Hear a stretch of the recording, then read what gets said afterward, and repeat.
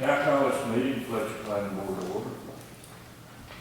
First item of the agenda is approval of minutes, corrections, additions, and deletions. George, let me interrupt you. There's some technical stuff here. Okay. The microphones are brand new, and as is typically the case, nothing is perfect.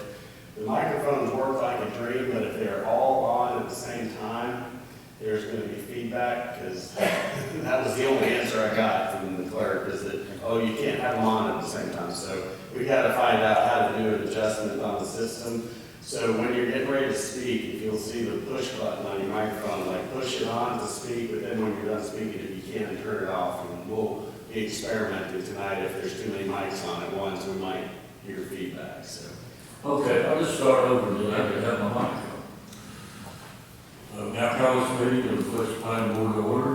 First item on the agenda is approval of minutes, corrections, additions, deletions. Do I have a motion to approve the minutes? It's been moved. Is there a second? Been moved and second. Any further discussion? If not, all in favor say aye. Aye. Opposed, no. Motion carries. Next item on the agenda is discussion and recommendation on amendments to Article 6 of the Land Development Code related to stormwater management. At this time, I'd like to recognize Eric Roof, Planning Director. Thank you, George. Yeah, the microphone, it's my first time hearing them through the new system. We're really good at it anyway, so hopefully we'll get that ironed out. The item before us tonight, I had mentioned this last month, that we've been working with McGill Associates on our overall stormwater program that's mandated by the state as it relates to water quality. McGill has been working with us on some recommended amendments to our Article 6 of our Land Development Code. In your packet, I apologize for a couple of things. We gave you the whole chapter, but you didn't need it. I wish we isolated just the pages that had the amendments with the blue strike through. And also realized after the fact that with those tracking changes on there, the text was extremely small, so I do apologize if anybody tried to go through that and couldn't really make it out. George and I talked about that earlier.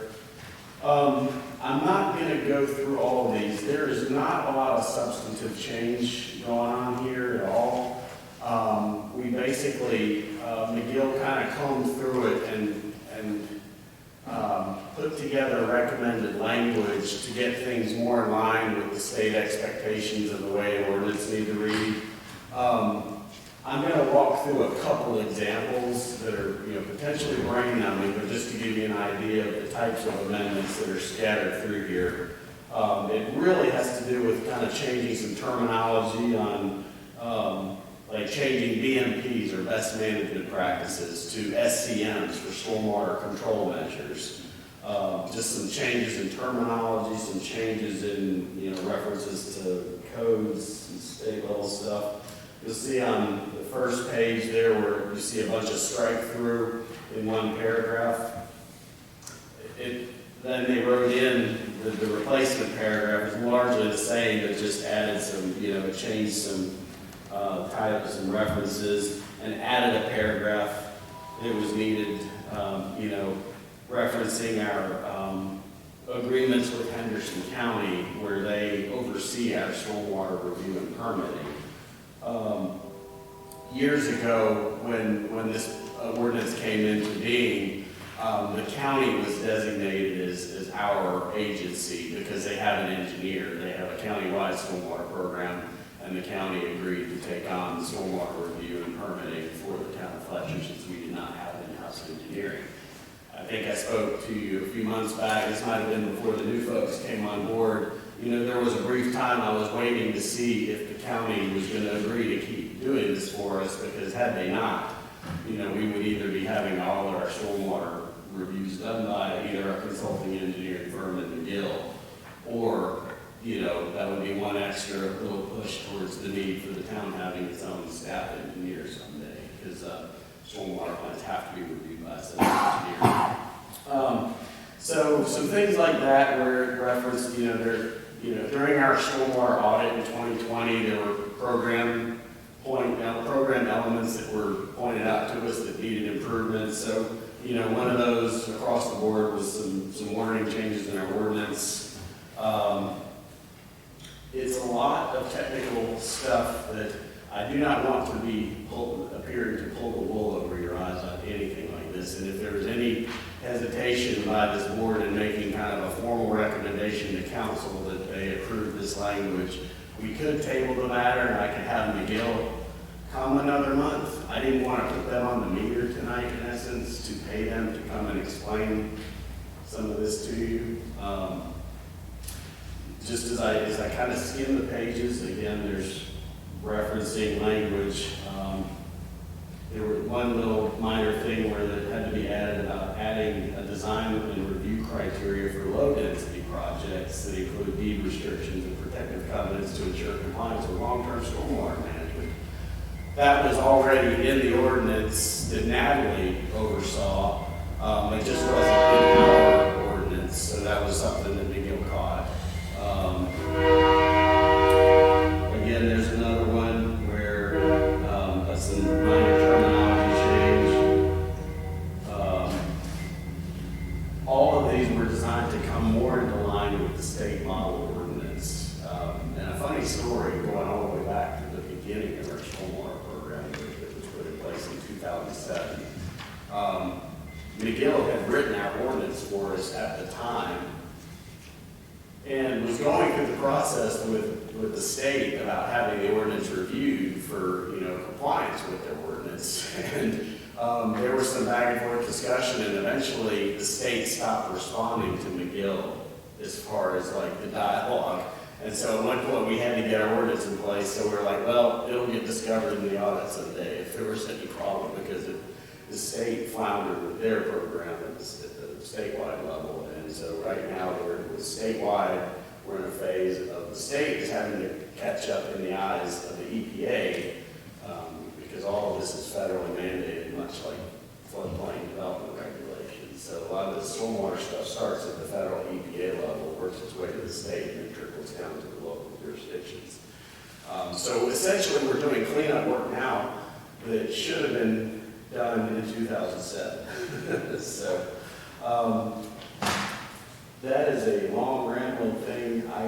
Again, as I wound up going through this, there was not a lot of substantive change at all to this, which is why I took the chance to bring it to you without having to deal here tonight. So we have to go through a certain process with ordinance amendments regardless, where the planning board makes recommendation to council, and then council will look at these in public hearing in a month or two. So that's all I have really on it for right now. If you have questions, I can try and answer them, and if we sense things going off the rails, it could be tabled, but other than that, I'll leave it to you. Is this all that we're gonna have to do to meet the state requirements, or they got additional? The ordinance is one little thread on the sweater. There are a lot of programs I didn't bring. At some point in the future, we'll have kind of just a general overview of our stormwater program where I show you the various spreadsheets that I have printed out on 11 by 17 paper with all the various program components. In a nutshell, as best as I can explain it, the state mandated program for what's called an NPDES, National Pollution Detection, Elimination, and something. I forget what DS stands for. It's basically a permit that you get from the state every 5 years that governs how stormwater is discharged into the water bodies from creeks, streams, and other places would be rivers and lakes. And so that's why developments over a certain acreage, basically 1 acre threshold, have to have a certain type of stormwater system designed basically to remove pollutants from the first inch or so of rainfall that falls, that first flush they call it. So it's like if you have a commercial parking lot, you think about the oil residue that builds up, and then when it rains, a lot of that gets washed into the storm drain. So there are stormwater control measures put in place to basically filter that out, bioretention ponds, underground systems like you've got here at Town Hall. So that's just there. Under this program, there are 6 minimum measures that we have to do. One of them deals with the way we go about permitting and reviewing new development, both at the construction level for construction site runoff control, like you see the big graded out areas and the silt fencing. Those are construction site runoff controls. And sometimes they have temporary ponds that often get converted into your post-construction runoff controls that become like vegetative, ponds or wetlands or whatnot. You also have components under public education and outreach, public involvement and participation, good housekeeping and pollution prevention for municipal operations. So a lot of this, that applies to the public works realm. So they're having to get drawn more into this than they ever used to. Illicit discharge detection and elimination, IDDE. That's basically like, if I get a call from a resident who says they spotted a contractor pouring paint into a storm drain, that is an illicit discharge going into the stormwater. That is illegal. So we, have mechanisms in place. I mean, the people call up to complain, and if they're seeing that, or if we spot something, if you see oil sheen on a creek, you investigate. If you see soap suds coming out of a storm drain pipe into the creek, that could be like somebody's running a washing machine straight pipe under something like that. I was just rattling off the various minimum measures, and this is one very tiny little thread of the entire program. And at the time in 2020 that the state finally came to audit us, they had been put under the clock by the EPA to get all the local jurisdictions in the state kind of back in the corral. About 80% of the jurisdictions in the state were found to be kind of in violation of their stormwater permits, largely because there was very little to no oversight by the state over the years. Your bigger cities like the Charlottes and the Raleighs were generally doing okay because they got large engineering staffs and dedicated stormwater staff. Little jurisdictions like us and just anywhere else in the state without an engineering department were having problems because it fell to like a planner, a zoning person to, he can read ordinance, he can do the stormwater stuff. So not having a pity party, but just giving you a larger context, that about 80% of the jurisdictions were found to be in violation statewide. And so by the time the next audit rolls around the year 2025 or 26, they're expecting us to have gotten our program back in line. That's why we're now spending more money on McGill for covering several of these minimum measures. We're working with Land and Sky Regional Council on things like our required mapping, our outfalls. I'm blanking out now. There's a whole list of tasks that Land and Sky's covering. They're going to help a lot with the education and outreach. They did a rain barrel workshop over at the park recently that we hosted for them, and so we get to take credit for that under the public involvement. We'll probably speak about stormwater in one way, shape, or form at least once a year, just to say that there's been, to fulfill a requirement where we're expected to have one public meeting about it. So, technically this could count, and then we'll have the amendment hearings too. But I digress, though. That was a long answer to your question. No, I appreciate it. So, it was thorough. Yeah. So I appreciate it. To give the newer folks an overview of the general program, and I'm happy to answer questions here tonight, or if anybody has individual questions, contact me, just for the normal day. So. Does anybody else got a question or comment? No, I was just gonna make a comment. We just had to go through our stormwater permitting, so yeah, it's a beast. Yeah. That was Troutman or? It's with Buncombe. Oh, So we had to deal with Buncombe, and yeah. we ended up getting an outside person, Rambo, I don't know if you've heard of him, but yeah, they had to come in and help because, yeah, it's a monster. Yeah. But it is a 5-year deal, so the good thing is it's 5 years and you don't have to worry about it. Well, I joke with George about it. It's like right now the audit would be approximately timed potentially for right after I retire. So But I'm trying not to leave, I won't say what. Don't let it fool you, he's taking, it was short. I want to make sure we don't leave a problem behind for whoever succeeds me, let's put it that way, so. All right, anybody have anything else before we vote? Yeah, I couple questions. Sure. So what happens if we don't approve this?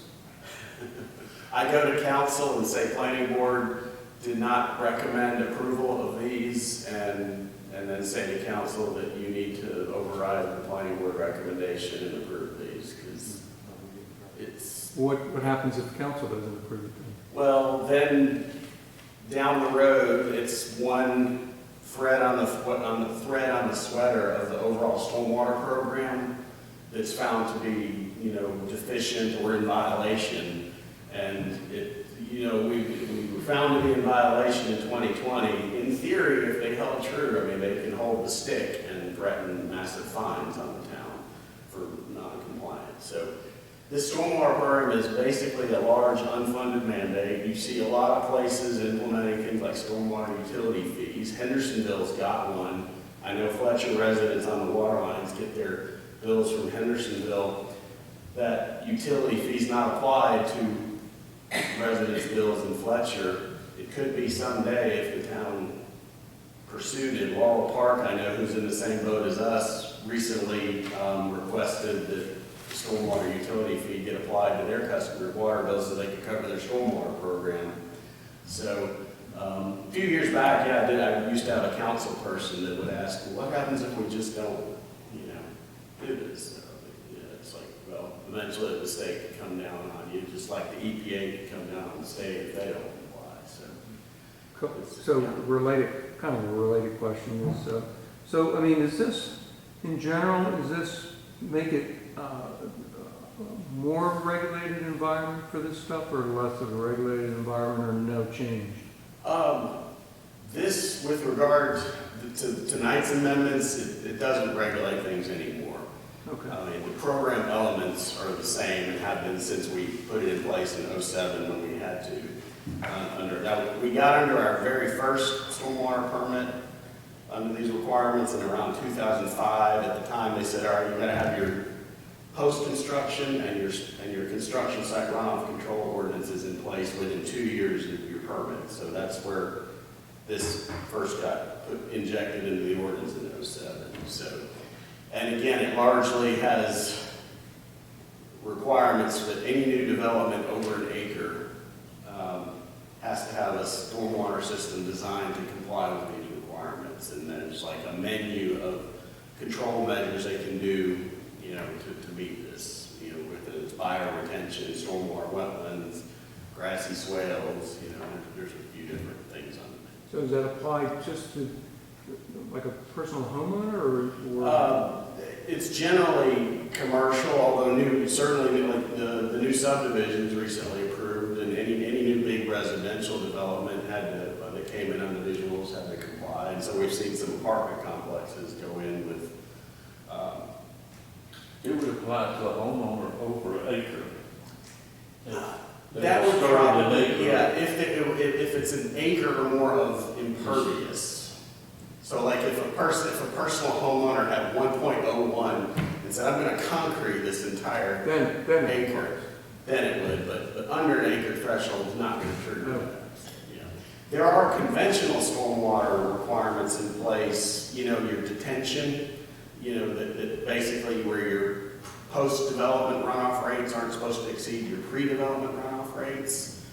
That requirement kicks in, I think it's at 20,000 square feet of detention area. So Natalie Berry, the county engineer who reviews this for us, there's kind of two critical thresholds. When a fairly small commercial development under an acre comes through, it's like, okay, you'll have to have some detention so it doesn't install runoff. And then at that acre threshold, that's when you trigger the water quality aspect of this. So, yeah. I'm done. Okay. Thank you. Thank you. I noticed, did you have your hand up? I thought you would raise your hand. No. Okay. Not good. Oh, when Mr. Bowser was speaking, I didn't know if his mic was on. No, I Yeah, I didn't turn around. Yeah. I've been training all day, so I thought I would work, and now I figured I was loud enough. I was having trouble hearing. Well, we'll get an idea when Teresa's reviewing the minutes how good these new microphones are, if there's like, happens to be only a couple on or something too. The old ones were terrible. Yeah. As soon as we get in the habit of turning them on, they'll be fixed, and we'll turn them off every time instead of turning them. All right, is there any further discussion or question? Do I have a motion to recommend these changes to our land development code to council? It's been moved and seconded. Any further discussion? If not, all in favor say aye. Aye. Opposed, no. Motion carries. Thank you.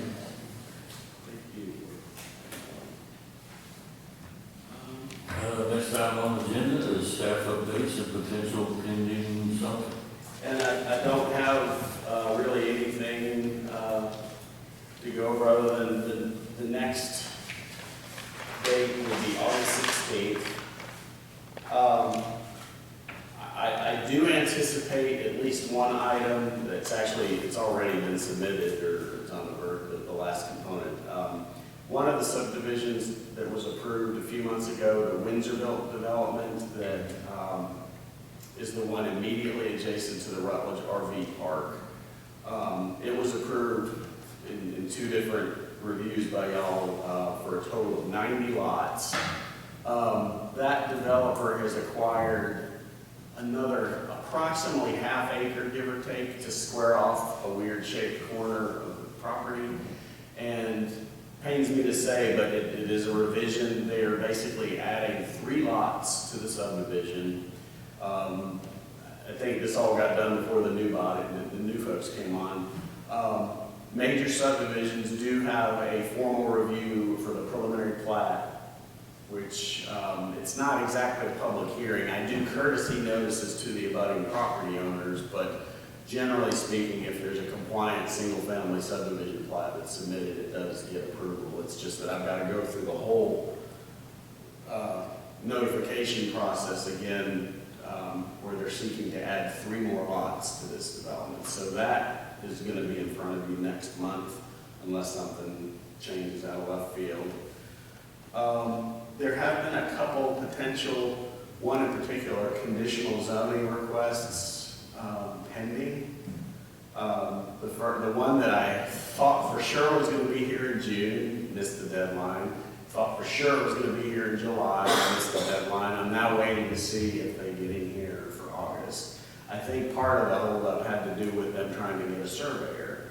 As I keep hearing, the surveyors are backed up for 6 to 8 weeks. So I think the first time missing the deadline was forgetful and not realizing they were going to need something surveyed for me. And then the second time they thought they were going to get in for July and realized, oh, the surveyor's backed up. So, and then there's one that's out in Hooper's Creek that involves an old grandfather commercial property, you know, the old intersection of Souther and Mills Gap and Murray Mountain, that 5-point interchange. The old store building there has been under new ownership for the better part of a year or more. And I've been through numerous discussions with one idea after another over something to do with that, and back and forth on whether or not there's going to be a rezoning or a conditional zoning on it. As it stands now, I don't think they're coming in for a conditional zoning, but Teresa can laugh with me. It's been kind of a back and forth on this one. I've probably had a dozen conversations over the last couple of years with this person. Nice guy, just indecisive. So we'll see what we get. But I do anticipate a quick meeting on August 16th for revisions to that plat approval, and I'll stay in touch by email if anything changes on that. So, unless you have any questions. All right, has anybody got any questions, comments, or anything? If not, meeting adjourned.